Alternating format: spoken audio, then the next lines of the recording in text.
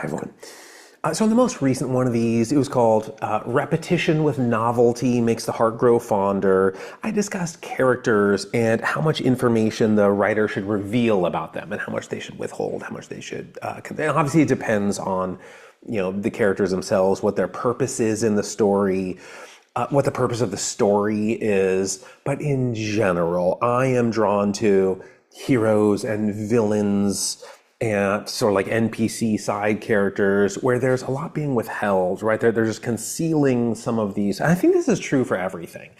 Everything everyone is drawn to, we don't know the whole. So like, why is Roswell still in, like 80 years after the fact, people are still reading about Roswell and sort of clicking on those. I mean, that's the lifespan of classic literature, right? But it's just a news story from the 40s. It's a news story. Like, what other news headline still gets that kind of attention? Like, World War II headlines aren't lingering in pop culture or any other war, right? Because we know the fact, or at least we assume that there's a presumption that we know all the facts. And people presume the opposite with Roswell. There's an assumption that the facts are being withheld, and whether that's true doesn't matter. I mean, I'm willing to accept the official narrative with Roswell. I don't know.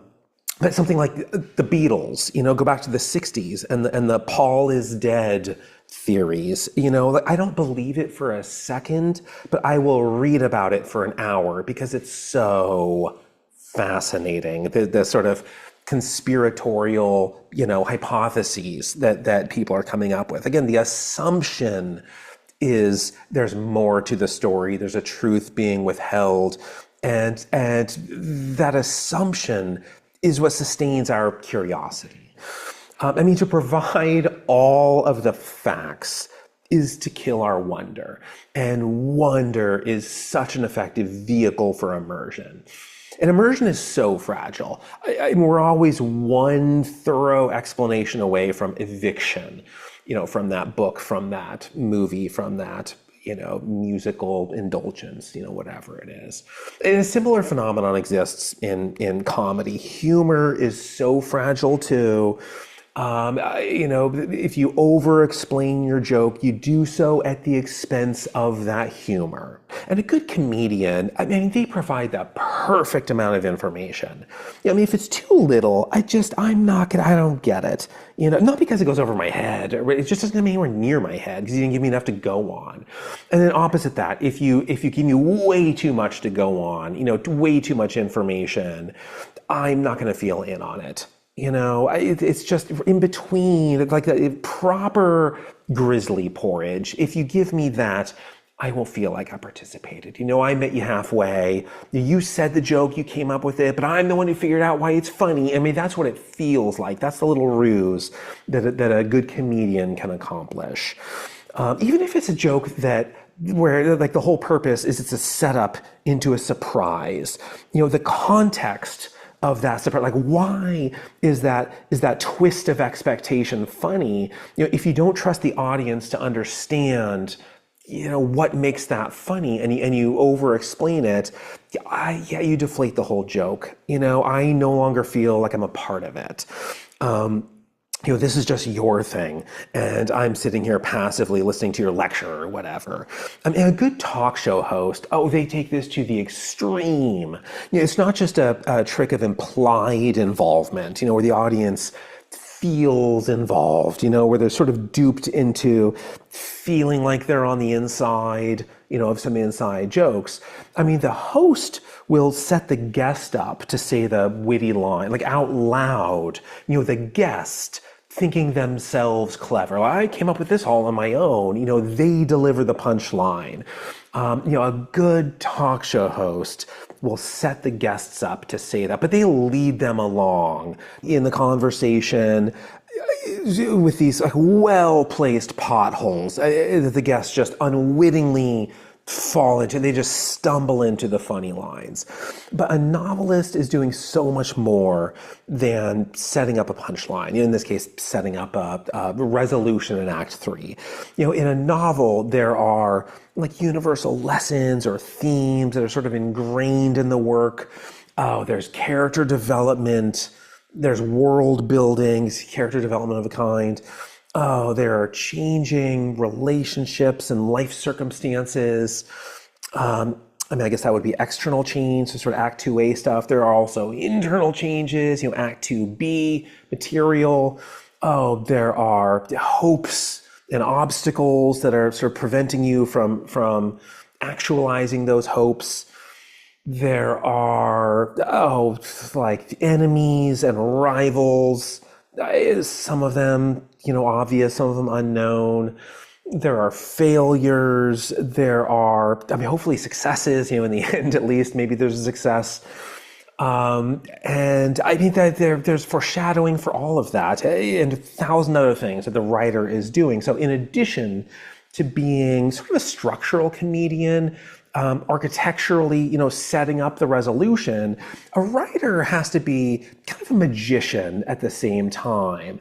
You have to direct the gaze of the audience. All the necessary information is on the page, but nothing to see here. That's the implication.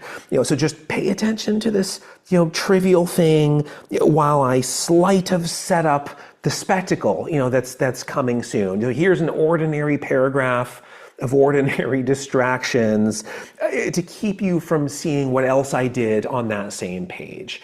Not until you read it again. Read it a second time and you'll figure it out. That is what makes a street magician so fascinating, but it's also, to me, what makes a good writer. If I see a sly magician do some sly trick, I want to watch that again. Like immediately I want to see that again. Just see if I can figure it out. What did they do? How did they fool me? Can I decipher the trick? And when I read a novel and in the second read through, I learn more, it has the same effect on me. I just immediately I'm gonna reopen to the first page and see if I can learn even more on the third read through. But also I consider that a level of magic that is equivalent to anything David Copperfield ever did. So if you can write like a structural comedian, the architecture of your story is so sound, I will find the first exposure, the first read through so enjoyable. And if you can write like a magician, with like UFO level conspiratorial hypotheses, those sorts of mysteries embedded, I will find the second exposure, the second and third read through so much more enjoyable. And if you can do both, right? If you can sort of withhold and distract perfectly, A, I'm an immediate fan, and B, that's a level of immersion for me that I don't ever want to leave. But that's it for this one. At the end of the last one, the repetition with novelty, heart grow fonder stuff, I said I would explain what I think contributes to an immersive world. That's not this, that's still coming, maybe in the next one. But to wrap this one up, let me just offer some hopes. I hope, just swallowed some spit down the pit. I hope you find, you find yourself on the innermost kind of inside of some jokes, of some good, inner jokes. And you share that space, that inside space with loved ones, with, friends and family and neighbors and community members and whoever's and whatever, that's it. I will see you next time. All right, bye everyone. Okay, hi again, everyone. I'm editing the video right now, like putting in pictures, and I'm at the point where I insert that little outro jingle. It's not a that jingle and that there's only one. I used to do a single jingle at the end of all. In 2011, I lived in Connecticut, and I started the series called On Everything. It's not on YouTube, but you can find it on the internet. None of them are very good, so I wouldn't bother finding it. But I ended every single one of those with this little jingle that I came up with on guitar. Lately, though, I've just been putting in something different most times. times, something different. And none of them are that good because it's me coming up with a melody on the spot. Anyone who's ever been in a band, I know you do this, where whenever you have an idea, you don't want to forget it, so you record it. Some of them are just audio, some of them are video. And like I've been doing this I have like 3 decades worth. I have hundreds of these recordings, and I'm never going to do anything with them. And so what better use is there than just put them as outro jingles and just have a different one every single time? Now, some of them have video, some of them are just audio.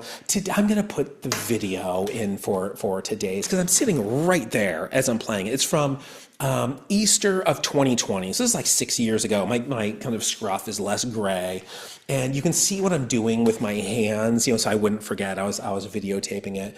But I'm going to play us out with that now. And so here it is. I will see you next time.